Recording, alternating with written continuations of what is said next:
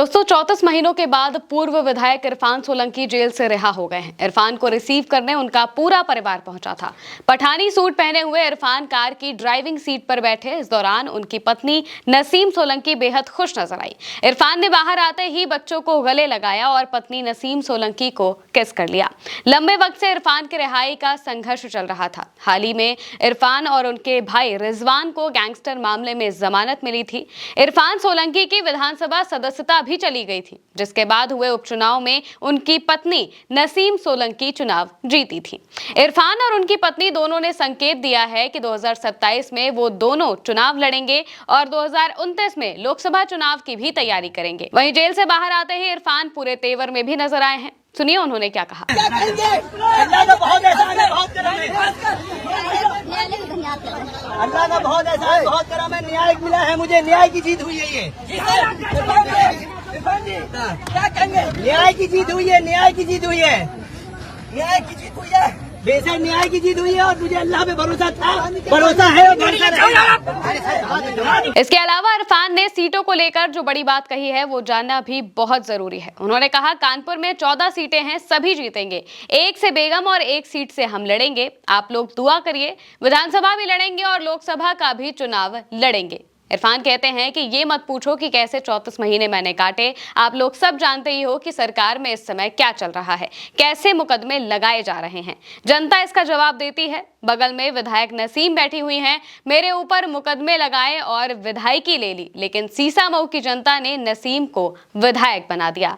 जनता का फैसला सबसे ऊपर होता है। उसके फैसले से बड़े बड़े लोग डर जाते हैं। अब वो बहुत जल्द प्रेस कॉन्फ्रेंस भी करने वाले हैं। आने वाले 2 से 3 दिनों के अंदर ही उन्होंने कहा है कि वो प्रेस कॉन्फ्रेंस करेंगे। वहीं जेल से आने के बाद सबसे पहले इरफान अपना इलाज कराने वाले हैं। इरफान ने कहा, सबसे पहले तो अपना इलाज कराऊंगा। जेल में इलाज नहीं मिलता है, कोई दुश्मन भी कभी जेल ना जाए। मेरी 3 mm की पथरी अब 10 mm की हो गई है।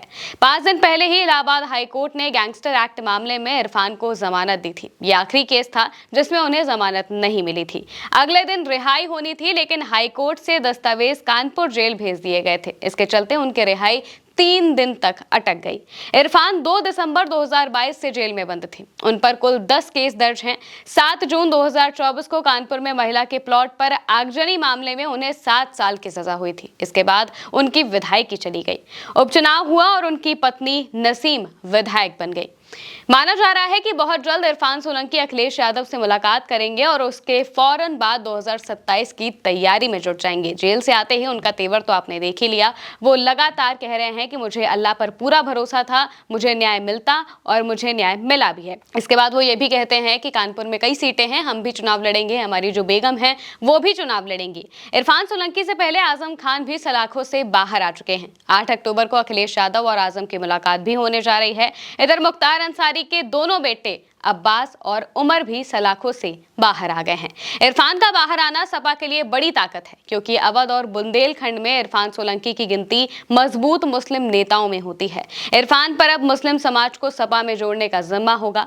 दरअसल इरफान सोलंकी से पहले उनके पिता हाजी मुश्ताक सोलंकी लगातार 2 बार विधायक रहे हैं। उनके निधन के बाद से इरफान लगातार विधायक बन रहे थे और अब उनकी पत्नी नसीम सोलंकी विधायक है। जाहिर है कि अब पति पत्नी की जोड़ी मिलकर सपा को मजबूत करेगी।